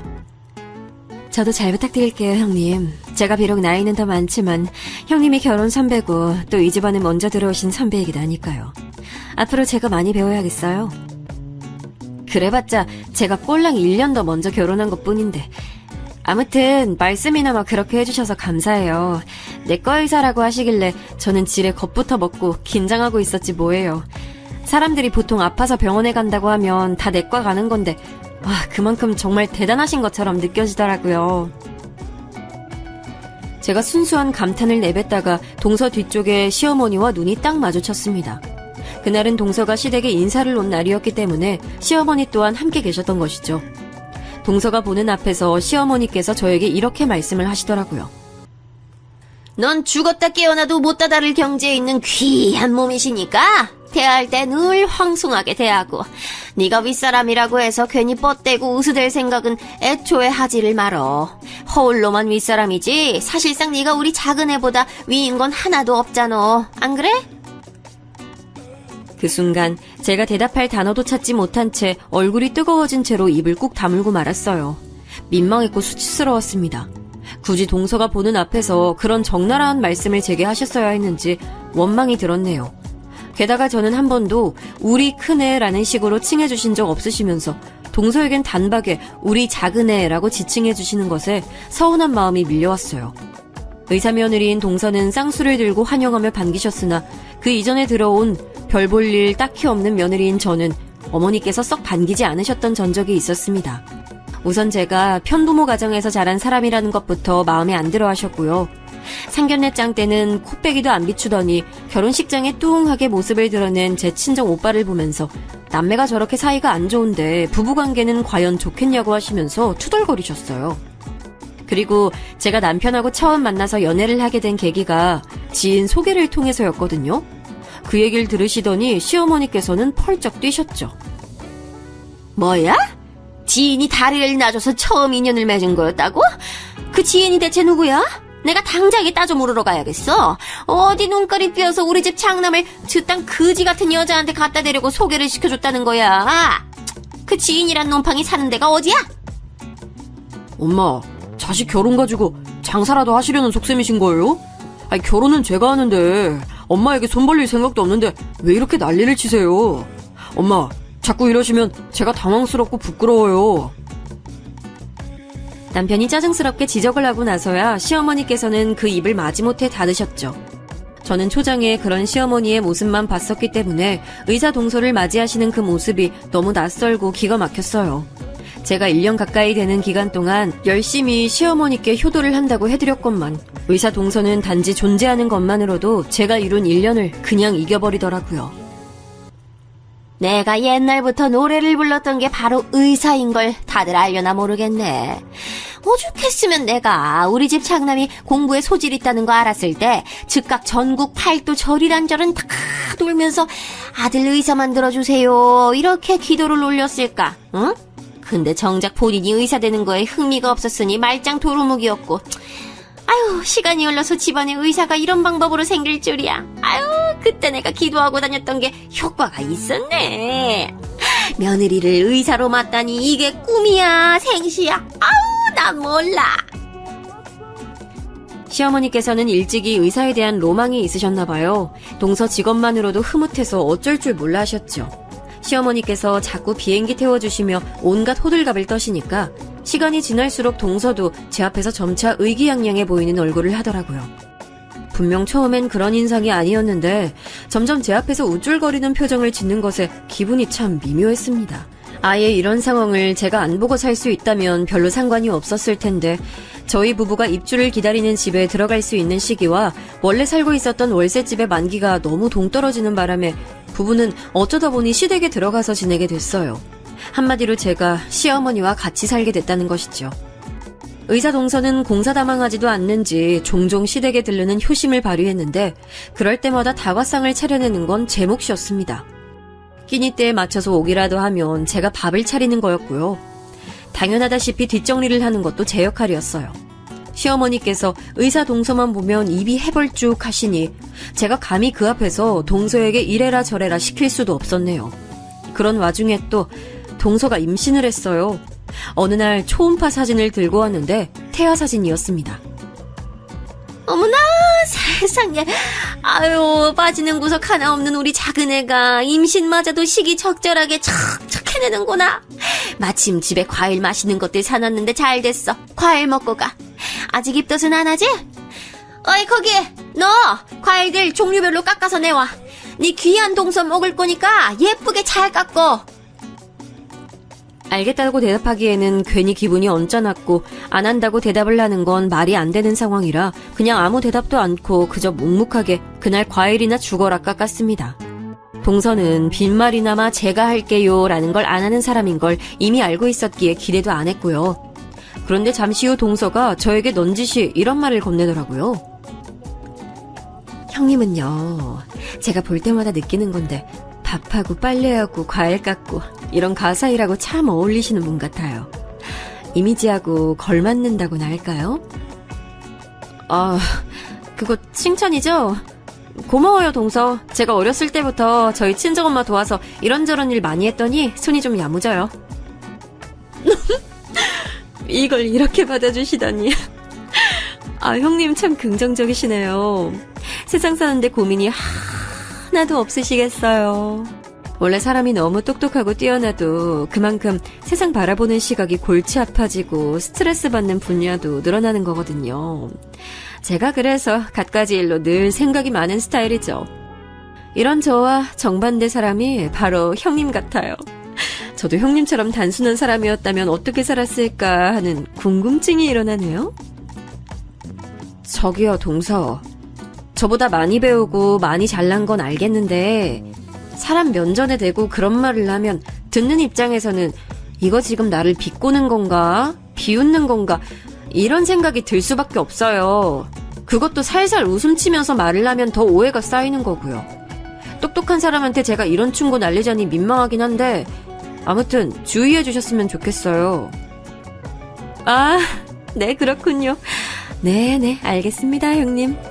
제가 주로 환자만 상대하면서 지내다 보니 속마음을 그대로 꺼내는 일이 참 힘들고 드문데 저도 모르게 형님이 성격 좋아 보이셔서 편하게 느껴지는 바람에 진솔한 속마음이 튀어나갔나 봐요. 양해 부탁드려요. 대신에 형님이 언제 살아생전에 의사 앞에서 이런저런 말도 다 해보겠어요. 저 덕분에 좋은 체험도 해보시는 거니까 여하튼 좋게 생각하세요. 자꾸 속닥거리면서 동서가 말을 하는데 은은하게 열이 받더라고요. 여자들끼리 사이에서 통하는 은근한 기싸움 같았달까요? 이게 별거 아닌 것 같아도 신경 되게 피곤했습니다. 한쪽은 시어머니, 한쪽은 의사동서. 그 사이에서 제가 명확한 약자라면 약자인 위치였어요. 은근하게 불임을 당하면서 지내는 동안 그래도 저는 이 생활이 영원하지 않을 것이라는 것에 위안을 얻었으며 친정엄마에게 이런 제 일상을 미주알고주알 떠드는 재미도 있었습니다. 아유, 내가 여차하면 사부인께 연락해서 한마디 할까? 아유, 근데 네 성격상 그런 걸 절대 사절하니까 내가 몰래 나서지도 못하겠네. 그런데 너, 네 오빠랑 아직도 대면대면하고 안 보고 사는 것까진 나도 반쯤 포기했지만 네 새언니하고 여자들끼리 자매처럼 잘 지내라는 내 말은 지키고 있는 거지? 그럼요, 엄마. 제가 오빠하고는 솔직히 아직도 어색해서 보기 싫은데요. 새언니는 나랑 성격 잘 맞는 것 같아서 카톡으로 연락은 종종 하고 있어요. 그러니까 자꾸 저랑 새언니가 친한 거 맞는지 걱정하시는 것 좀 그만해요. 이번에 장서방이 해외 출장 다녀오는 길에 장모님 선물 사겠다고 했으니까 그거나 좀 기대하시고. 그래? 장서방이 이번에 또 해외 나가는구나. 아유, 내가 사위 하나는 잘 뒀네. 멋진 사위 들이게 한 건 딸이니까 우선 내가 딸을 잘 뒀다고 해야 하나. 우리 딸 최고! 친정엄마와 웃으면서 자주 통화를 했기에 제 일상에는 외로움이 치고 들어올 틈이 없었어요. 그리고 얼마 뒤 남편이 출국길에 오른 바로 그날이었습니다. 친정엄마로부터 전화가 왔길래 반가운 마음에 얼른 받아봤더니 전화를 건 사람은 다름 아닌 병원 관계자였어요. 환자의 휴대폰 통화 목록에서 가족을 찾아서 전화를 거신 거였죠. 머리론 이게 무슨 일인가 싶고 전혀 납득이 안 됐는데 몸은 어느새 저도 모르게 겉옷과 지갑을 챙기고 있었습니다. 정신없이 병원에 도착해서 듣게 된 친정엄마의 상태는 위중했어요. 외출한 상태에서 뇌졸중 증세로 쓰러지셨는데 하필이면 계단을 오르다가 그렇게 되신 바람에 부상을 크게 입으셨습니다. 충격받은 제가 휘청거리며 바닥에 주저앉을 뻔했는데 누가 절 잡아줬어요. 고개를 돌려 확인했더니 친정 오빠였습니다. 너무 오래전에 그리고 너무 오랜 세월 사이가 틀어진 남매였으나 이런 상황에서 마주하니까 의지되면서 눈물이 나더군요. 오빤 저를 다독여주곤 자기가 수술 동의서에 보호자 자격으로 전부 사인을 마쳤대요. 그러는 동안 새언니가 제 손을 꼭 잡아줬고요. 만약 저 혼자였으면 무서웠을 텐데 곧장 친정오빠가 새언니와 와준 것이 다행이었습니다. 기나긴 수술 시간 동안 초조하게 기다리던 저는 휴대폰에 들어온 알림을 확인했어요. 시어머니께서 문자를 보내셨더라고요. 말도 없이 나가선 전화도 안 받고 뭐하는 짓이냐고 잔소리를 해놓으셨길래 제가 전화를 걸어서 설명드렸습니다. 네, 어머님. 다름 아니라 저희 친정엄마가 갑자기 쓰러지시는 바람에 병원이에요. 수술실 앞에서 수술 끝나는 거 기다리는 중이에요. 경황이 없어서 어머님께 따로 연락드릴 생각조차 못했어요. 뭐야? 사부인이 수술을 받아? 아유, 그거 아주 큰일이네. 난 또 네가 왜 이렇게 연락이 안 되나 했는데 그런 일이 있었다니. 지금 많이 걱정되는 상황이라서요. 어머님께서도 부디 저희 친정엄마 무사히 수술 잘 받으실 수 있도록 기도 좀 해주세요. 그래, 알았다. 설마 별 큰일이야 있겠어? 너무 걱정하지 마. 걱정 그렇게 하면 될 일도 안 되는 게 세상 이치야. 우리 큰아들이 마침 오늘 멀리 외국 나가서 다행이네. 안 그랬다면 장모 걱정에 우리 큰아들이 고생 좀 했을 거니까 말이야. 별로 상황에 적절하게 하신 발언은 아닌 것 같아서 제가 조용히 눈살만 찌푸렸을 뿐 대답은 안 했습니다. 그 뒤로 그저 인사만 남기고 통화 종료했고요. 시어머니와 통화를 마치고 나서 수심에 잠긴 친정 오빠와 새언니의 얼굴을 보고 있는데 그 순간 왜 그렇게 가족처럼 보였는지 모릅니다. 제가 현재 함께 살고 있는 가족은 시어머니였건만 접점을 최소한으로 줄이고 지내온 오빠 부부가 확실한 제 편처럼 느껴져서 기분이 이상했네요. 그리고 몇 시간 더 흐른 뒤 드디어 수술방 문이 열렸습니다. 장기 출혈이 너무 심해서 다 처치하지 못하고 우선에 최선만 다해놓은 상황이라는 말을 들었고 엄마는 중환자실로 옮겨졌습니다.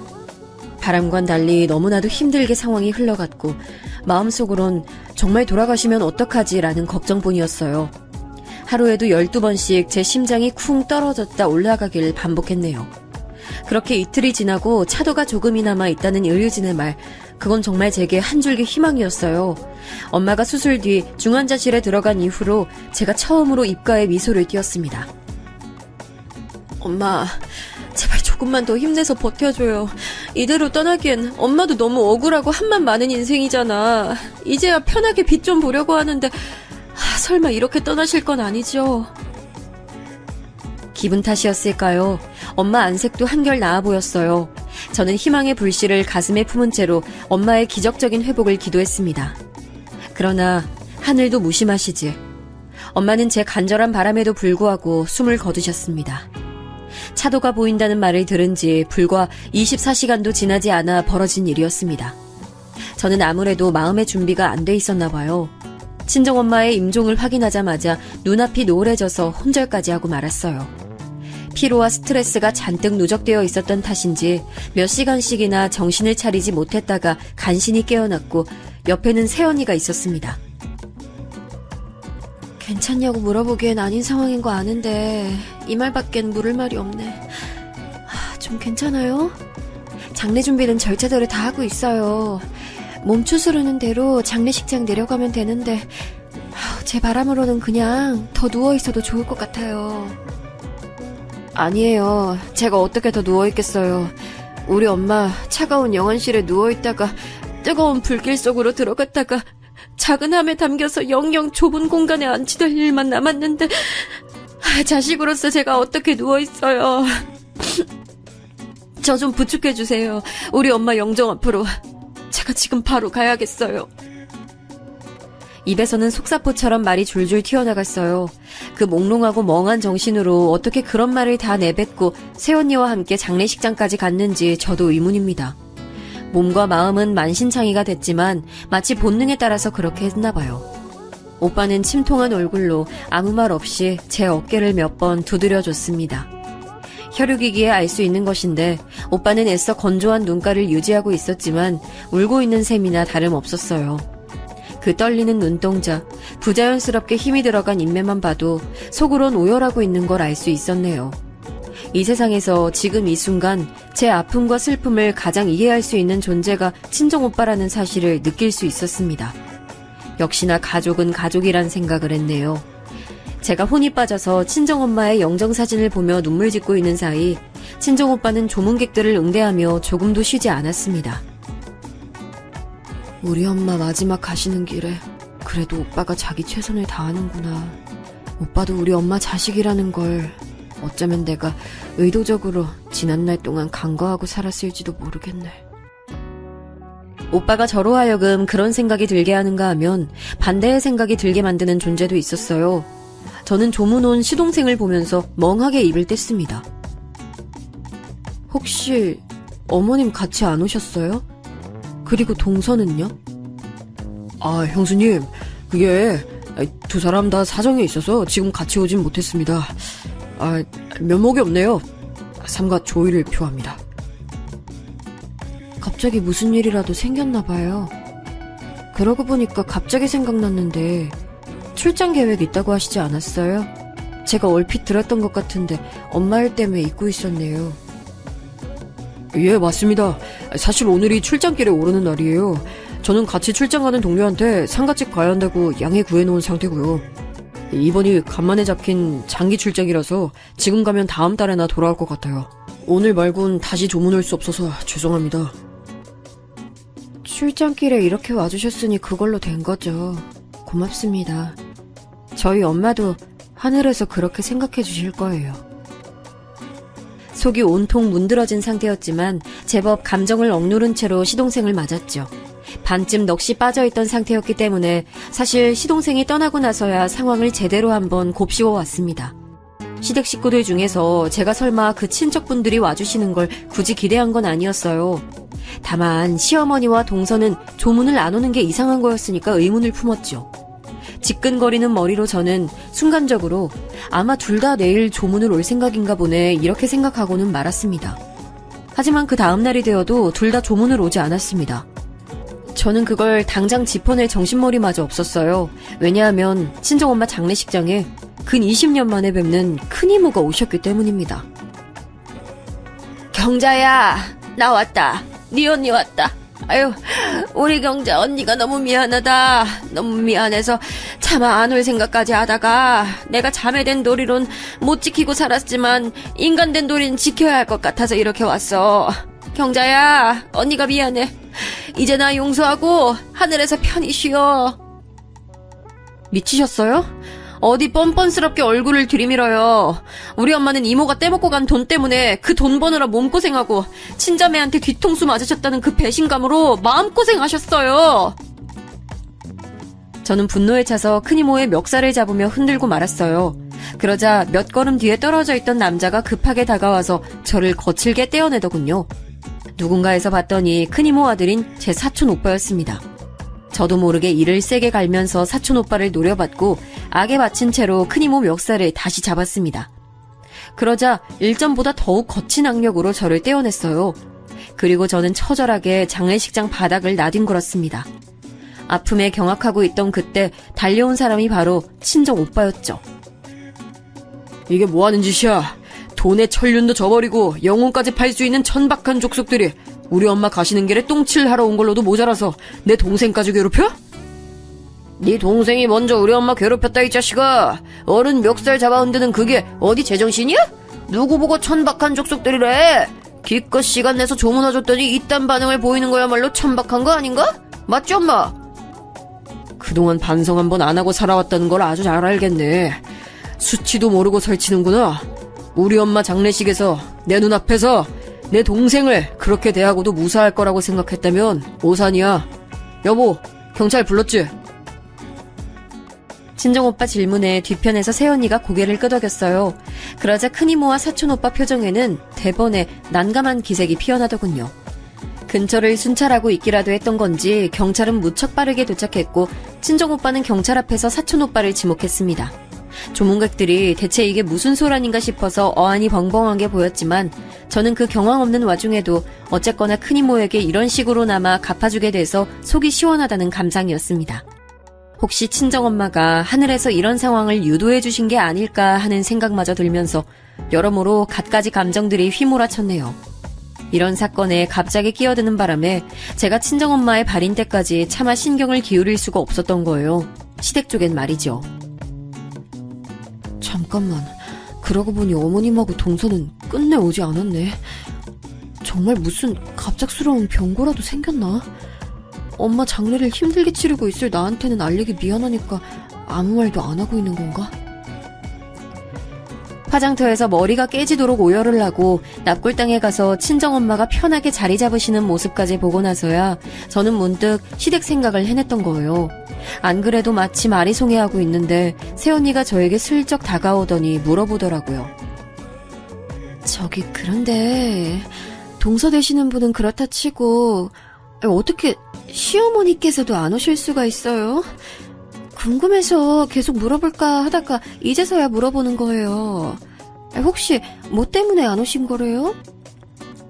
네?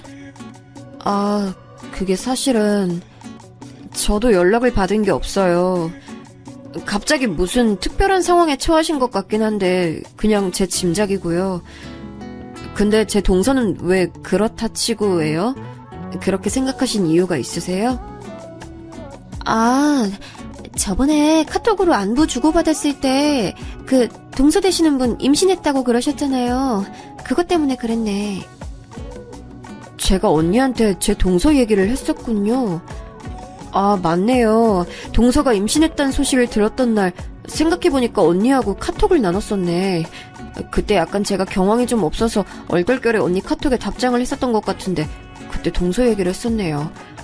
근데 임신이랑 조문이랑 무슨 관련이 있나요? 요즘 세상은 이런 거 안 따지는 사람들이 훨씬 많긴 한데 아직도 있다고 저는 들어서 알고 있거든요. 임신한 몸으로 상갓집 가는 거 아니라고 믿는 사람들이요. 그런 사람들 아직 꽤 있대요. 동서 되시는 분도 그래서 안 오신 거 아닐까요? 그렇지 않고서야 이유가 없잖아요. 제가 그런 쪽으로는 미처 생각을 못했네요. 언니 말 듣고 보니까 일리가 있어요. 아무래도 그 사유였네 싶어요. 아무튼 언니 고생 많으셨어요. 저 진짜 제정신이 아니라서 장례식장에서도 몇 번이고 미쳐버릴 것 같았는데 언니 계셔서 심적으로 의지가 좀 됐네요. 오빠한테도 너무 고맙고요. 정말이에요? 아휴, 그렇게 생각해주니까 고맙네. 앞으로 남매끼리 잘 지내는 모습 난 정말 보고 싶어요. 그래야 하늘에 계신 어머님도 기뻐하실 거예요. 세연이 말을 들으며 겸연쩍은 표정을 지어 보이던 저는 뒤편에서 친정오빠가 조금 머쓱한 기색으로 서 있는 걸 봤어요. 딱 눈치로 느껴지는 게 있더군요. 세연이가 저에게 시댁 조문 일을 물어본 건 친정오빠가 시킨 일인 것 같았습니다. 자기가 궁금한 부분인데 제게 직접 물으러 오기 민망하니까 세연이를 시킨 모양새더라고요. 저는 그런 오빠와 눈이 마주치자 슬쩍 미소를 보내줬어요. 그러자 오빠는 고개를 끄덕여줬고요. 단절되다시피 하며 지냈던 남매는 그것이 불효인 줄도 모르고 그렇게 살았다가 모친의 죽음을 마주하고 나서야 화해를 했습니다. 아무리 생각해도 제 자신이 너무 못난 자식인 것 같아서 엄마에게 미안한 점 투성이었어요. 오랜만에 집으로 돌아가는 길, 저는 울며 웃기를 반복했습니다. 마치 실성한 사람처럼요. 왜 엄마 같은 심성이 착하고 고운 사람이 나 같은 부족한 딸을 낳았을까 싶어서 진짜 미칠 것 같았어요. 힘들고 지친 발걸음으로 당도한 현관문 앞, 저는 뇌리에 박힌 도어락 비밀번호를 누른 후에 고개를 갸웃해야만 했습니다. 비밀번호가 틀렸다는 표식이 떴거든요. 잘못 눌렀나 싶어서 다시 해봤지만 여전히 틀렸다는 표식이 저를 반겨줬어요. 저는 의문을 안고 현관 벨을 눌렀습니다. 그러면서 문에 대고 노크도 했죠. 어머님, 안에 계시죠? 저 왔어요. 문 좀 열어주세요. 언제 나올까 했는데 이제야 오는구나. 옛단이 침이다. 저는 어느 순간 확 열린 현관문에 깜짝 놀라 뒷걸음질 쳤고 시어머니께서는 짐가방 하나를 제 발치에 던지셨습니다. 갑자기 제 짐이라니. 도어락 비밀번호가 틀린 것과 맞물려서 저는 마치 제가 쫓겨나는 상황 같다는 판단이 들어서 속이 차갑게 식었어요. 제 짐이라니 무슨 말씀이세요? 그러고 보니까요, 어머님. 저희 엄마 떠나시는 길에 오지도 않으시고 멀쩡히 댁에 계셨네요. 그럼 멀쩡히 있었고 말고. 그러니까 더 부정탈까봐 노심초사하게 되는구나. 너 그 짐 가지고 어디 여관 같은 데서 지내. 한 달 정도는 좋게 그래야 될 거야. 언감생심 이 집에 들어올 생각은 말고. 네 자랑스러운 의사 동서가 임신한 걸 생각해줘야지. 임신한 몸인데 만약 너 때문에 재수 온 붙으면 그건 네가 책임질 거 아니잖아. 어머님, 지금 설마 동서가 임신을 해서 두 분 다 저희 친정엄마 장례식장 안 오셨다고 말씀하시는 거예요? 게다가 한순간에 엄마 잃고 심장 뜯기는 기분으로 장례 치르고 온 저한테 집에 들어오지 말라고요? 여관방에서 지내라고요? 어머님, 이건 아니죠. 어떻게 이러실 수가 있어요? 부정탈지도 모르는데 내가 그럼 어떻게 아니래. 귀한 의사 며느님이 뱃속에 우리 집안 씨를 품은 게 우선이지 이미 죽고 없는 네 엄마 기리는 게 우선이야? 말씀 그렇게 함부로 하시는 거 아니에요. 어머님, 제가 그동안 어머님 수준 낮은 언행을 많이 목도하면서도 며느리 된 도리 지키겠다고 꾹 참으면서 따라왔는데 지금 이건 정말 아닌 것 같아요. 이 황당무계한 짓거리에 의사씩이나 되는 엘리트 동서가 동의를 해서 가담했다는 게 전 정말이지 믿어지지가 않아요. 혹시 어머님 독단이에요? 동서가 이렇게까지 했을 거라고는 상상이 안 돼요. 독단이라니. 내가 우리 작은애하고 얼마나 사이가 긴밀하고 좋은데. 우리 작은애도 장례식장 같은 곳에 임신한 몸으로 가면 귀신 붙는다고 가기 싫어해. 네 엄마 귀신이 자기한테 해코지할 것 같다면서 우리 작은 애가 걱정하더라. 그거 아주 일리가 있는 말이야. 아니 너는 아직 임신 소식 없는데 가뜩이나 잘난 동서가 먼저 임신까지 탁 해버린 상황을 네 엄마 귀신이 곱게 봐줄 리가 없잖아. 그러니까 네가 이 집에 들어오면 안 된다는 거야. 네가 있으면 우리 작은 애가 여기를 안 올 텐데 아우 나 그런 상황은 내가 용납을 못해. 제 인내심의 한계는 거기가 끝이었습니다. 친정엄마를 두고 네 엄마 귀신이라니요. 분노에 차오른 제가 발치에 있던 짐가방을 들어서 시어머니를 향해 던져버렸어요. 시어머니께서는 외마디 비명을 지르며 몸을 숙이셔서 그걸 피하시더니 겁에 질려서 몸을 떠시면서도 황급하게 현관문을 닫는 건 잊지 않으시더군요. 삽시간에 닫혀버린 현관문을 제가 주먹으로 두드렸더니 안쪽에서 시어머니의 놀란 비명소리가 들려왔습니다. 언뜻 경찰을 부르겠다고 그렇게 말씀하시는 소리가 들린 것 같아서 더욱 화가 치밀어 올랐죠. 그러다가 문득 휴대폰으로 시각을 확인했어요. 아직 동서가 있는 병원이 진료를 보는 시간이었습니다. 문 닫기 전에 쳐들어가서 동서에게 따져 물어야겠다는 목표가 저를 휘감았어요. 눈에 뵈는 것이 없는 상태로 저는 동서가 있는 병원까지 곧장 가버렸습니다. 제가 그때 어찌나 격양되어 있었는지 내과가 입점해 있는 건물에 도착해서 엘리베이터를 간발의 차이로 놓치자 그대로 계단을 밟고 올라가 버렸어요. 조금의 지체도 스스로 용납이 되지 않았습니다. 그렇게 도착한 병원, 저는 곧장 접수하는 곳으로 가서 동서를 찾으려고 했는데 때마침 화장실에 다녀온 동서가 자기 진료실로 들어가는 모습이 눈에 들어오는 게 아니겠어요? 아주 평온하고 때깔이 좋더군요. 분노에 눈이 돌아간 제가 동서를 따라 진료실로 들어갔습니다. 등을 돌려 저를 확인한 동서가 화들짝 놀라더군요. 오랜만이에요, 동서. 그런데 왜 그렇게까지 놀라요? 마치 귀신이라도 본 사람처럼 얼굴이 금세 사색이 됐네. 아니, 어떻게 여기에 저를 보러 오셨나봐요? 그런데 제가 지금은 좀 바쁜데 우선 나가주시겠어요?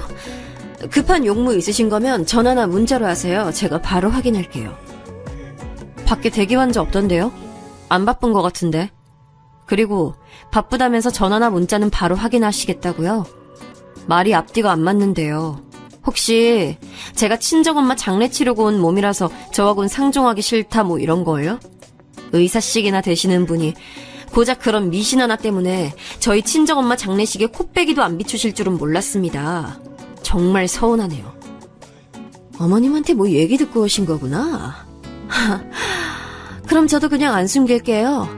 네, 장례 치르고 온 사람하고 상종하고 싶지 않아요. 부정 타는 것 같아서 그냥 싫어요.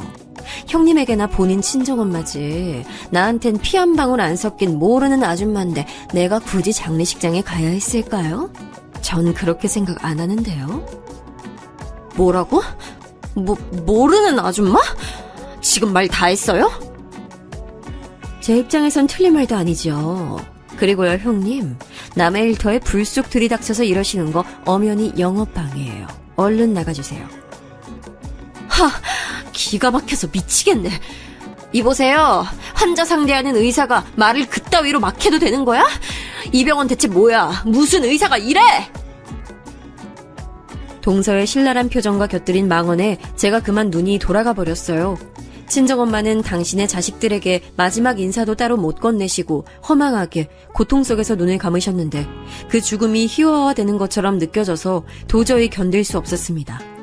저는 손에 잡히는 것들을 그냥 되는 대로 다 집어 던졌어요. 필기구, 서류 이런 것들이요.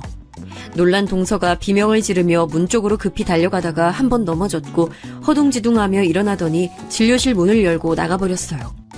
저는 바닥에 떨어진 서류를 발로 짓밟으며 저도 모르게 눈물을 흘리고 있었습니다.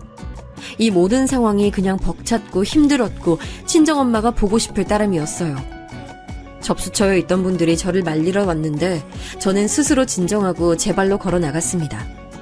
나와보니 동서는 접수처 구석의 벽에 붙어서 공포에 질린 눈을 하고 있더라고요. 그 꼬라지를 보는데 그저 피식 웃음이 나왔습니다. 저는 터덜터덜 건물 밖으로 나와서 정처 없이 걷다가 새언니에게서 온 문자를 보고 길가에 주저앉아 버렸어요. 힘든 일 겪은 사람들끼리 의지하면서 앞으로 잘 지내자고 그렇게 왔더라고요. 홀린 듯 새언니에게 전화를 걸었습니다. 언니, 정말 죄송한데 제가 지금 갈 곳이 마땅치 않은 것 같거든요. 제가 그쪽으로 가도 될까요? 제가 혹시 거기서 잠깐 지내도 괜찮을지 오빠한테 물어봐 주시겠어요? 무슨 일인지 모르겠지만 당연히 돼요. 무조건 오세요. 오빠한테 왜 물어봐요. 당연히 된다고 할 것을. 지금 어디예요? 이동하기 어려운 상황이면 위치 알려줘요. 내가 데리러 나갈게. 그 망설임 없는 대답을 듣고 펑펑 울었네요. 무슨 정신으로 친정오빠와 새언니 집까지 제가 갔는지도 모르겠어요. 새언니는 저를 따스하게 반겨줬고 저 때문에 일찍 퇴근했다는 친정오빠는 어떻게 된 상황인지부터 물어왔어요. 저는 두 사람 앞에서 있었던 일을 그대로 말해줬죠. 이야기를 들은 두 사람은 동시에 한숨을 푹 내쉬었고 할 말은 많지만 참는다는 기색이었어요. 저는 그날 밤 남편과 통화를 마쳤습니다. 남편이 자기 모친의 행각에 너무 민망해했고 기가 막혀 했어요. 설마 그렇게까지 생각하고 행동하시는 분일 줄은 자식인 나도 몰랐어. 너한테 미안해서 내가 지금 어떻게 해야 할지 모르겠네. 나 다음 주에 들어가니까 그때까지 일단 잘 지내고 있어. 알았지? 내가 가서 엄마하고 해결 볼게. 남편이 확실하게 제 편에서 지지를 보내주는 것에 제 마음이 풀렸습니다. 마치 친정엄마가 주고 가신 선물 마냥 오빠와 자연스레 화해를 하고 새언니와 수다를 떨며 시간을 보낼 수 있음에 감사함도 느꼈고요. 그렇게 제가 조금씩 진정을 하며 차분하게 스스로를 가라앉히고 있던 때였어요. 너무 놀라운 일이 발생했는데 그건 바로 동서의 유산이었어요. 갑작스러운 유산 소식을 듣고 제 심장이 철렁 내려앉았습니다. 제가 동서가 있는 병원에 찾아가서 난동 아닌 난동을 부렸던 순간이 자연스레 먼저 떠오르더라고요. 유산 소식을 저에게 전해오신 시어머니께서 악다구니를 쓰시며 저를 욕하셨어요. 네가 작은 애 찾아가서 지랄을 피웠다며. 네 엄마 잃고 악에 바쳐서 눈에 뵈는 게 없으니까 네 동서되는 사람이 품은 생명을 해치고 싶었니?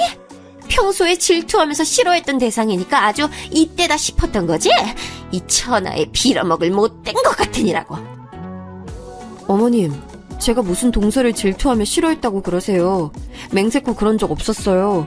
친정엄마 일로 제가 감정이 격해진 상태에서 동서를 찾아갔던 건 맞는데 해를 끼치려고 그런 건 아니었어요. 오해 마세요. 오해 말라니. 자기가 장례 치르고 와서 부정 타는 몸인 걸 뻔히 알면서도 임신한 자기 동서를 굳이 찾아갔는데 이런 못된 심보를 가지고서 오해 말라고 하더니 이거 참 기가 막힐 노릇이네. 너같이 악독한 걸 더 이상 우리 집안에 둘 수가 없어. 내가 너 작정하고 우리 장남하고 이혼시킬 거니까 각오해. 무슨 말씀을 드려도 통할 상황이 아니더라고요. 저는 동서와 대화를 나눠보고 싶었지만 제 연락을 안 받더군요. 유산 원인이 명확한 것도 아니건만 제가 범인으로 지목된 상황이라 속이 답답했어요. 오빠는 무조건 제 편을 들었습니다. 우리 집에 사기를 친 큰 이모만 봐도 친척 이런 거 다 필요 없어. 우리는 딱 우리끼리만 가족인 거야. 너 시어머니로부터 멸시받는 며느리 됐다고 해서 기죽거나 상처받고 그럴 필요 없어. 알지? 여차하면 그냥 이혼해. 이혼하고 새 출발하면 되는 거야. 요즘 세상에 이혼이 흠이냐? 내가 너 지원해 줄 테니까 걱정 붙들어 매고. 오빠한테서 내가 이런 응원을 받을 줄은 생각도 못하고 살아왔네. 고마워, 오빠. 이런 순간에 오빠 없었으면 나 진짜 견디기 힘들었을 거야. 하나를 얻으면 하나를 잃는 게 세상의 이치라고 하던가요? 사랑하는 친정엄마를 떠나보내고 멀리하며 살았던 친정오빠를 가까이 얻게 됐으며 남편과의 관계는 여전히 크게 문제가 없지만 동서 유산으로 인해 제 처지가 몹시도 곤란해진 상황이에요. 시어머니 동서와의 관계는 사실상 이미 파탄이 난 것이고요. 현재 남편이 귀국길에 올라 있는데 과연 이 상황이 어떻게 마무리될까 싶어 아주 머리가 아픕니다. 대체 어떤 결과를 내려고 상황이 이토록 꼬이게 된 것일까요? 만약 여러분이 제 입장이라면 어떻게 행동하시겠어요?